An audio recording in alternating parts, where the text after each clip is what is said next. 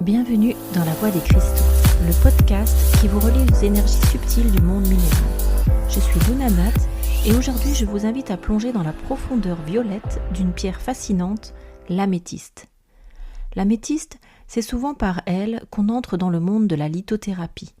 Parce qu'elle apaise, parce qu'elle élève, parce qu'elle invite à ralentir, à se recentrer.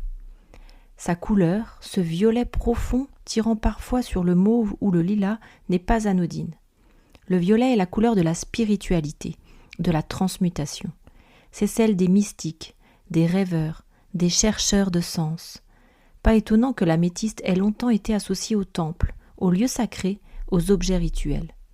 Sur le plan énergétique, l'améthyste est liée au chakra coronal, celui qui se trouve tout en haut du crâne et qui nous connecte à ce qui nous dépasse. La conscience, le divin, la sagesse supérieure. Travailler avec une améthyste, c'est ouvrir la porte à plus d'intuition, de clarté et d'alignement. Mais elle n'est pas réservée aux grands sages ou aux méditants aguerris. L'améthyste est aussi une merveilleuse alliée pour calmer l'agitation mentale, apaiser les insomnies, libérer le stress ou accompagner une phase de deuil. Elle offre un cocon énergétique, une présence discrète mais constante. Tu peux la porter en bijou, la placer sous ton oreiller, la garder près de toi pendant une méditation ou simplement la poser dans une pièce pour diffuser sa vibration. Elle agit subtilement mais profondément. Mon conseil, si tu traverses une période de confusion ou d'agitation intérieure, prends un instant, assieds-toi, respire, prends une améthyste dans ta main et laisse-toi bercer par sa fréquence. Parfois, il suffit de quelques minutes pour sentir un recentrage s'opérer.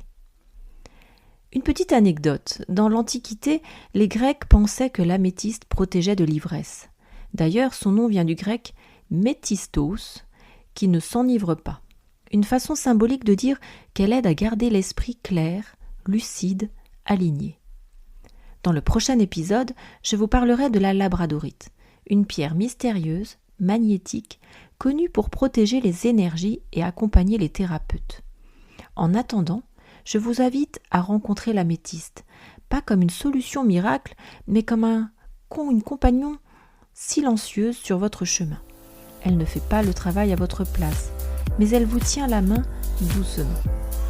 À très bientôt, ici, dans La Voix des Cristaux, et surtout, n'oubliez pas d'écouter votre vibration intérieure.